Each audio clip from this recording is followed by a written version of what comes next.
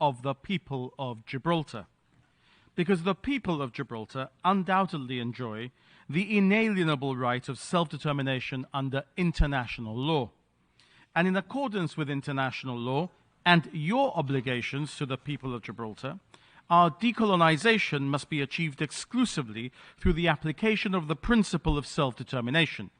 That is to say, our decolonisation can be completed only in keeping with our wishes and aspirations as a people. And in this pending exercise, there is no role for any party other than the United Nations, the administering power, the United Kingdom, and us, the people of the non-self-governing territory. We have repeatedly invited the C24 to visit Gibraltar to better understand the situation of our people, but they have never done so. The UN General Assembly has said that visiting missions are an effective means of ascertaining the situation of the peoples of non-self-governing territories. If the C24 does not wish to learn about the people of Gibraltar, why should it or this committee entertain any suggestion that our decolonisation should be underpinned by anything other than our inalienable right to self-determination?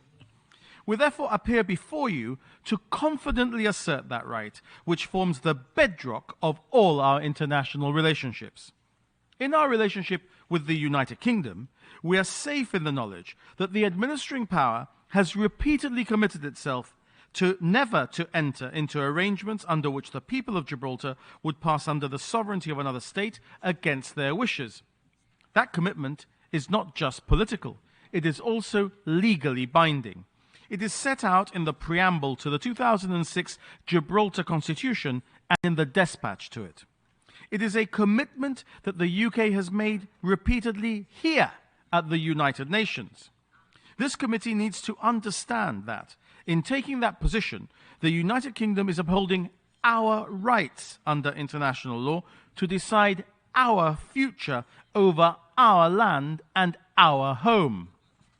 The United Kingdom is thus supporting your work and our right to self-determination.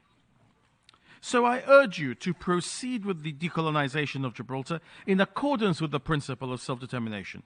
I urge you to remove Gibraltar from your list of non-self-governing territories. And let me leave no room for doubt.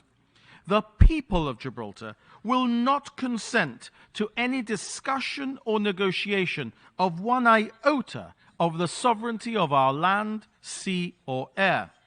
We will simply not accept it. And any idea that our removal from the list of non-self-governing territories should be informed by anything other than our sacrosanct right to self-determination is untenable.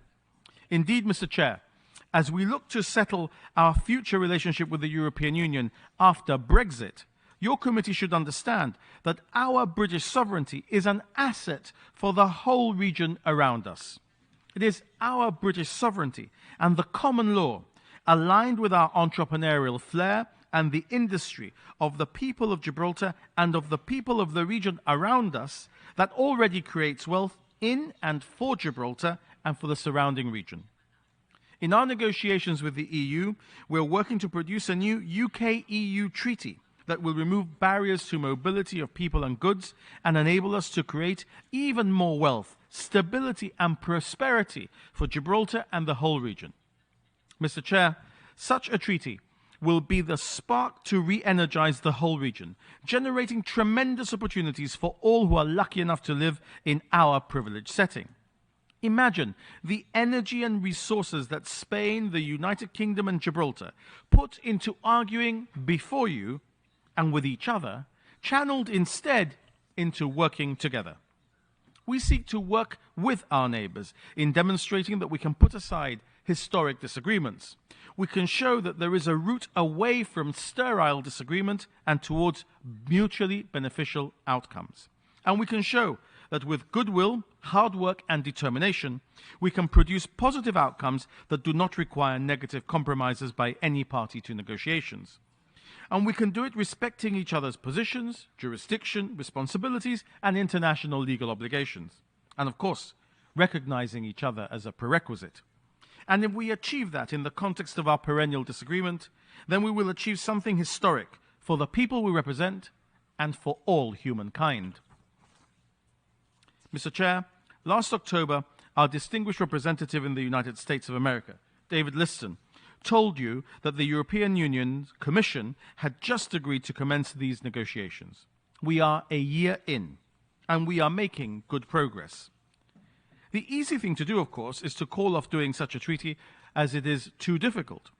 The hard thing to do is to keep at it, to redouble efforts and look away from apparently intractable disagreements, determined instead to find alternative ways to bring harmony where there historically has been discord. I believe we can achieve that. With continued goodwill and without concessions on matters of cardinal importance to each side. I do confess, Mr. Chair, that I have done easier things in my life.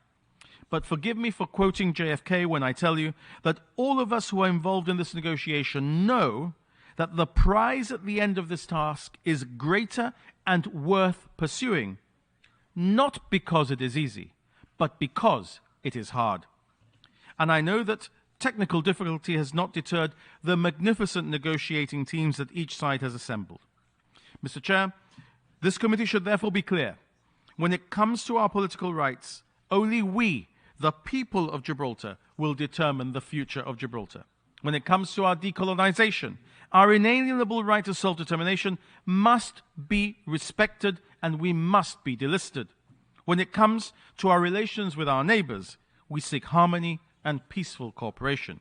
When it comes to our future relationship with the European Union, we will work to deliver unimpeded fluidity at our frontiers for persons and goods. I look forward, Mr. Chairman, to the result of all of those objectives being achieved for current and future generations of Gibraltarians. Thank you very much indeed for your time. I'm happy to answer any questions you may have.